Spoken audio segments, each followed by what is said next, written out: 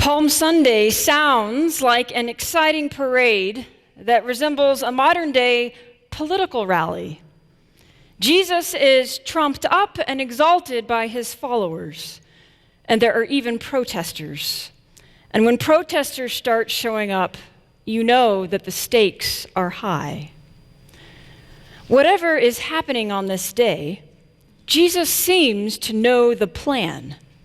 Or at least he seems to know that he needs a certain kind of ride to fulfill the messianic prophecy found in Zechariah 9:9, which reads, "Lo, your king comes to you, triumphant and victorious is he, humble and riding on a donkey, on a colt, the foal of a donkey." He needs the regular Uber version of ancient taxis, not the Uber X or luxury edition, in order to be humble, you see. Two of his followers serve as impromptu chauffeurs, following orders to fetch a colt from strangers up ahead. Jesus gives them a very matter-of-fact, no questions asked one-liner in case their motive is questioned. If anyone asks you, "Why are you untying my colt?" just say, "The Lord needs it." Notice he tells them to say, "The Lord needs it." Not Jesus needs it, not a friend needs it, not that wandering rabbi guy from Nazareth needs it, but the Lord needs it. Jesus gives himself a moniker that makes a statement. He is not just coming to Jerusalem for Passover like every other pilgrim that day. He's riding into the city that will claim his life later that week. He's traveling to the temple to turn over the tables that are tricking people and taking their money. He's weaving his way through the crowds only to stop and weep for the future devastation and destruction of this place whose people have forgotten their purpose. Even when the praises of his followers give way to the protesting of the Pharisees, Jesus remains very matter-of-fact about it all. He tells his detractors and skeptics, "I tell you, if these people were silent, the stones would shout out."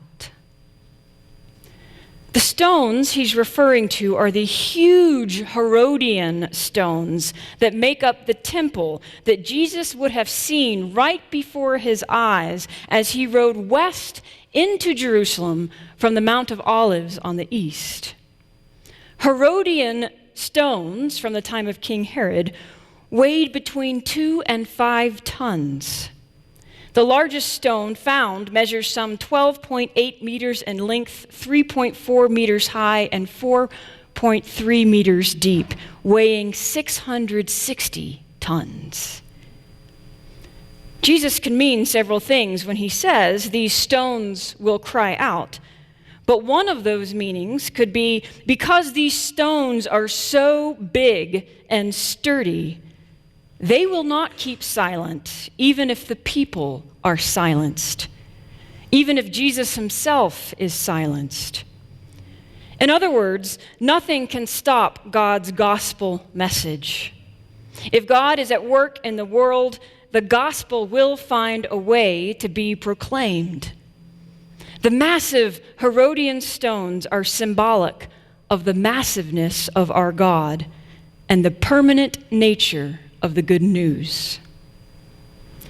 There are still many Herodian stones that you can see in the temple wall today.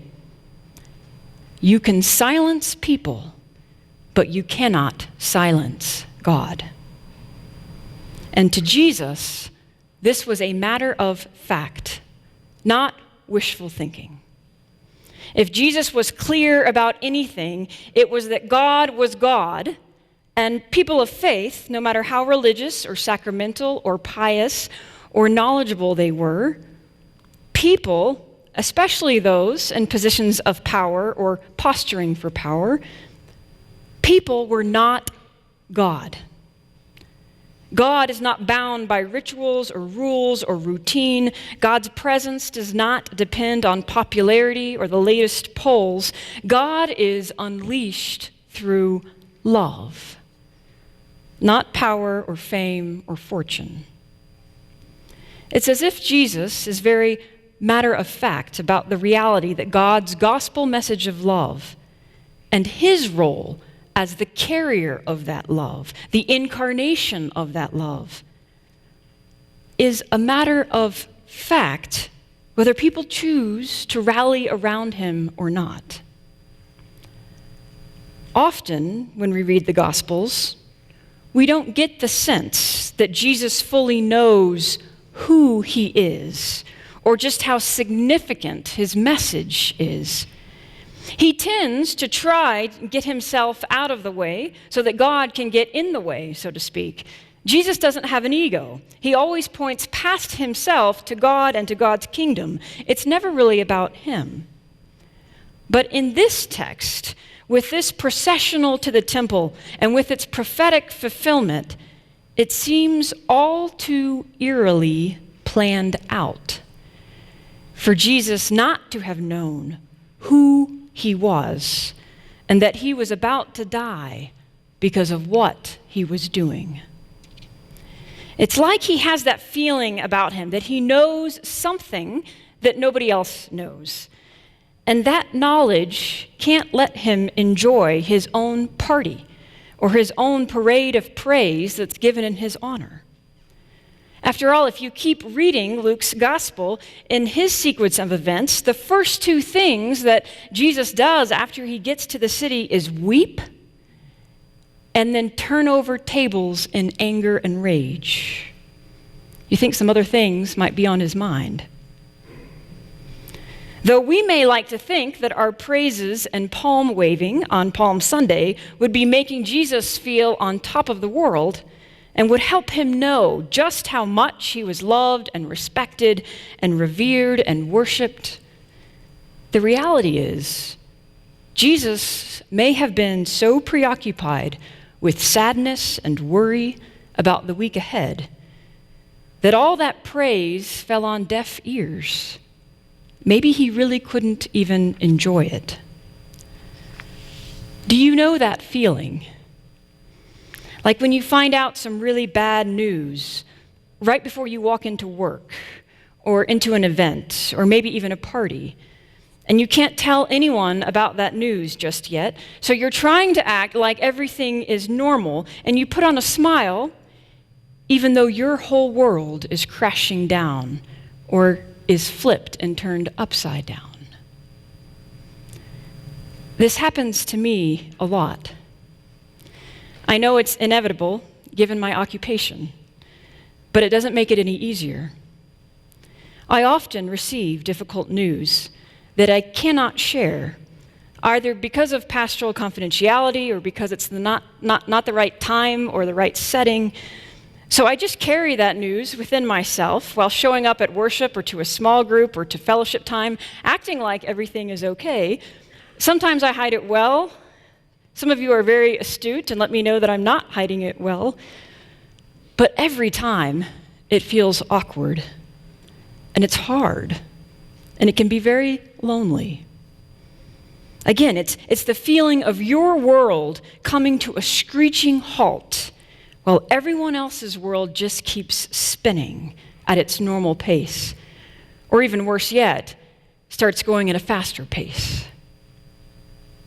I wonder if this is how Jesus felt. That here are all these people who are singing his praises and having such a great time, not knowing that in just days they would be sobbing at his grave. I wonder if Jesus knew that these people who believed he was the king and the Messiah that their prophets had proclaimed would be so very shocked and disappointed and grieved when their Messiah king died a humiliating death on a cross instead of riding into the city to conquer the oppressive systems of the day. I think Jesus probably did feel this and know this. But because he's Jesus, maybe he wanted them to have this moment of joy and community and victory and reassurance. Because if death was coming, that's all the more reason to give his crowd of followers a decisive moment to remember that they can draw strength from later. A happy memory, so to speak, to keep them strong in their faith and belief once Jesus is physically gone. They will have all kinds of reasons to weep when he dies. So let them have this time to celebrate while he's alive. Ignorance is bliss, so to speak.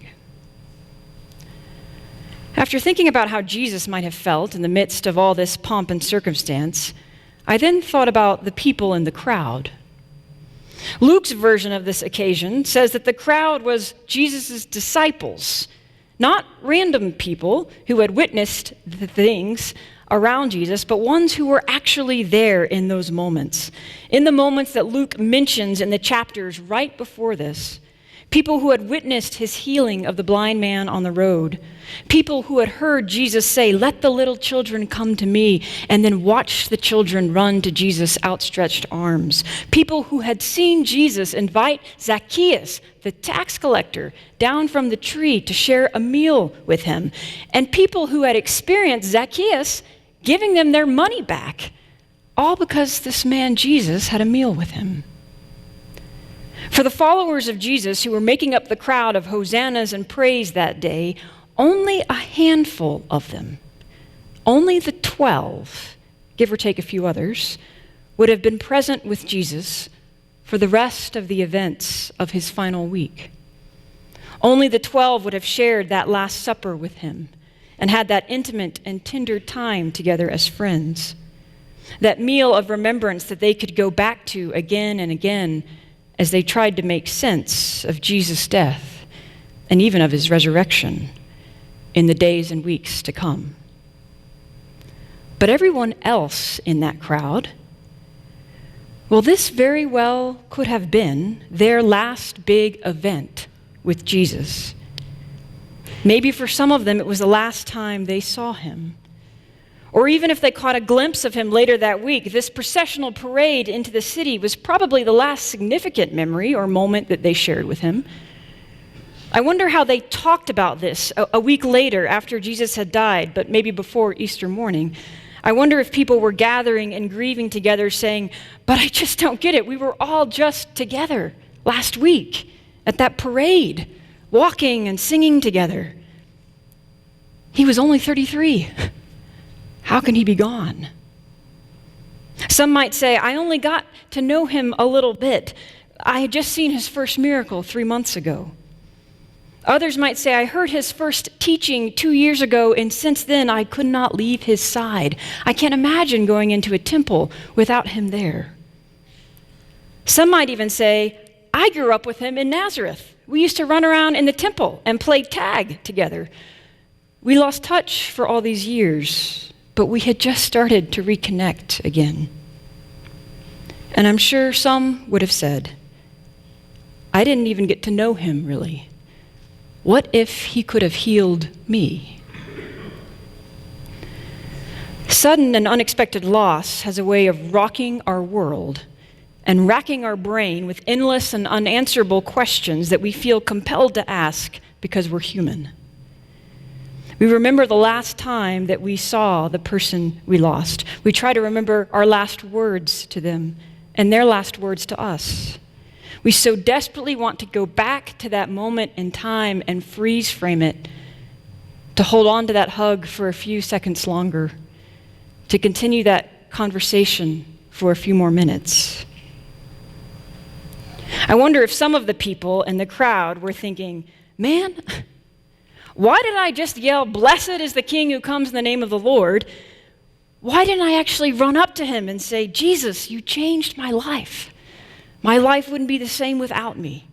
You mean so much to me.'"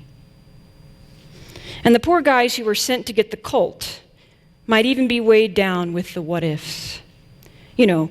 What if we hadn't gotten him that colt? Would he have not gone into Jerusalem that day? And would this whole week not even have happened? Or what if we had not left him to go back and return the colt? What if we had stayed by his side all week? Could we have prevented this? Could things have been different? If you haven't figured it out by now, you can tell that my ponderings about this Palm Sunday passage are very much reflective of the week I've just experienced, the week that we've just experienced, Calvary. I had 3 funerals in 7 days. All 3 deaths were premature in the sense that they were caused by either a health condition or an accident, not simply old age, so to speak. 2 of the people who died, you all know, were longtime members of our Calvary family. And the 3rd was someone in my biological family, my Aunt Jane, my dad's younger sister. These were all 3 situations where I was not just leading memorial situations and internment services to help other people in their grief. I was processing my own grief as well, and still am. And grief and loss has a way of compounding exponentially, especially when those losses are close together. Well, I read this text back on Monday morning and came up with a title for worship planning, and I was kind of thinking of going in one direction at the time. Given the nature of my week, when I was returning on my flight last night from Memphis, I opened up the Bible again to read it, and it struck me in a whole new way. And I went in a whole different direction. Last night when I read it, after standing that same morning, with my heels sinking into the damp, freshly unearthed Mississippi Delta soil, where my aunt was being lowered to rest in peace. Last night, what struck me, after a week of preparing funerals in the midst of grief, is that Jesus was feeling grief and preparing for a funeral in this passage himself. He was feeling grief about the corruption in the temple, about the people who were being ripped off and the people who were ripping them off in the name of God. He was feeling grief about his disciples not understanding who he was, and grief about being misunderstood by the authorities in power. He was feeling grief about his own impending death and some fear about suffering, I'm sure. But also he was feeling grief about having to say goodbye to his best friends who had become his family. And that's when I shifted from thinking about how Jesus was so matter-of-fact in this text and began thinking about the fact of the matter that death is inevitable and comes to all of us, even Jesus himself. The fact of the matter that God knows the shadow of depth and the depths of despair. And the fact of the matter, as I've said recently from this pulpit, that none of us can control how or when we die, but we can control how we live. Like those people in the crowds that day who were praising Jesus, when they experienced his death later in the week and were processing it all later, they had a choice. Do they let death have the last word or life? And while they were trying to figure that out in their hearts and in their heads amongst themselves, God figured it out for them and for the world. The bonds of love are stronger than death. Life trumps death every time. And because of this, our grief need not be a downward spiral to despair, but can actually become a gateway to gratitude, to deep and real gratitude to God for putting people in our life who touch our lives and change our lives and love us so much that we grieve them when they're gone. And when you come to that point of gratitude, you're ready for the next level of gratitude. Gratitude to God for our very lives and for the life and love of Jesus that gives a whole new meaning to each one of us about what it means to be alive. We are not just living in the world, going through the motions that society wants us to mimic or puppet. We are alive in Christ. We are looking at the world through the lens of God's radical love, God's unconditional love and grace. And we have to begin believing that that love and grace is for us too. We witnessed the beauty of this morning in the baptismal waters. that when we die to ourselves, our own egos and self-focus and pride, when those things go away, we're able to rise again and walk with Christ and walk in renewed life in the way and service of Jesus, making the most of each moment, not just for ourselves, but for our world. Because living life and living it well matters. And even more, living life for the purpose of loving others and treating them with love is what matters most. That's what Jesus' life exemplified. That's what 1 John 4:8 means when it says, God is love. We really do make it more complicated than it needs to be. Living well means living in the moment, not agonizing about the past or becoming anxiety-ridden about the future. Living well means being present to the gift that is today, and loving well means being present to the people in front of us and meeting their needs in whatever ways we can. And being grateful that there are people in front of us that have needs to be met, and that there are people around us who want to meet our needs too. None of us really knows what Jesus was thinking that day, but we do know what God thinks. God thinks life is always and forever worthy of defeating death in all forms. And God doesn't just think life has the final word. God made sure of it for the joy of the empty tomb on Easter morning. Easter is the memory and the experience of our God that we cling to and play over and over again in our heads and in our hearts, especially as we journey through the depths of our own grief and the depths of Jesus' grief this week in Holy Week. Amen.